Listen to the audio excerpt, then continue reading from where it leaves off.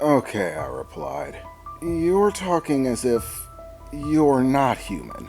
Like you're something else. Like an alien or something. Well, quite frankly, the voice replied, by all your human definitions, I suppose that is what you would call me. I am a biological organism that is both developed and intelligent, and hails from a faraway, distant world, not your own. So, yes, I suppose I am an alien. Okay, strange, disembodied alien voice. That apparently speaks perfect English. What do you need my help for? Kinda seems like if you can journey across the stars, getting help from a metalhead doesn't seem to be the top of your to-do list. And how exactly do you know English? Just to start things off, I said frustratedly, gripping the side rails on my bed, still looking around, as if I was going to see something. Well, those are all very complex things to explain. Quite frankly, I have a very involved story to tell you that will make all of this make sense. However, I am also very concerned for my well-being, of course. As I said, I am in a great amount of danger. And specifically, you could be very dangerous to that well-being, the voice said, sounding very concerned. Now, I want to explain things, but first and foremost, I also don't want to die. So I'm going to put it to you like this. The first thing that you need to know is that I mean you no harm. I am not some terrifying alien monster. Me and my people are not here to conquer your world, subjugate your race, or eat you. Any sort of silly nonsense like that. I've come to understand from your horror movies that this is what you tend to expect of alien races. So, in order to ensure my safety, before I tell you where I am, I'd like to explain to you where we come from, why we're here, and how exactly I ended up in this situation, in this place with you, as I believe it's necessary for you to understand, and that it will hopefully dissuade your sense of fear. My race is not like yours, and in many places, large differences can breed hatred and fear. This is not something that I wish, so in order to ease your mind, I wish to explain it. But after it is all said and done, after you know my story, I will let you decide whether you will allow me to stay or tell me I must leave. The choice will be up to you. If you demand it of me, I will leave you be, and you will never hear of me again. However, I will tell you that if that is your choice, that you will not help me, or cannot help me, and you do not wish me to be here, that the end result will most likely be my death.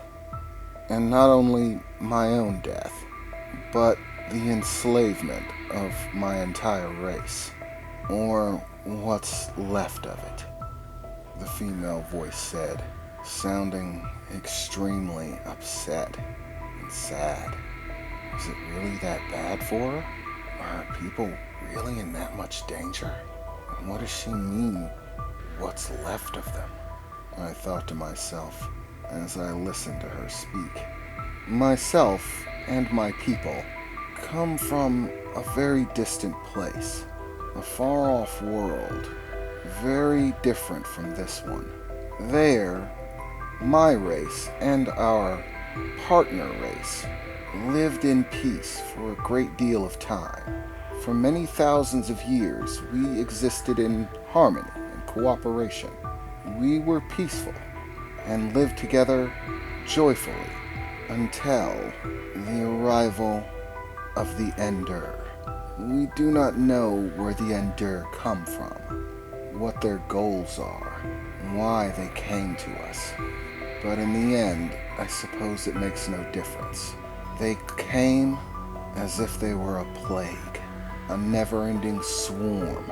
Seemingly their only purpose was to destroy everything. My people and our partner race fought back with everything we had, and while we were strong, the Endure seemed to be limitless, their numbers stretching on forever, their strength overwhelming. We waged a great war against them, but as unfortunate as it is, we lost. The war waged on for years.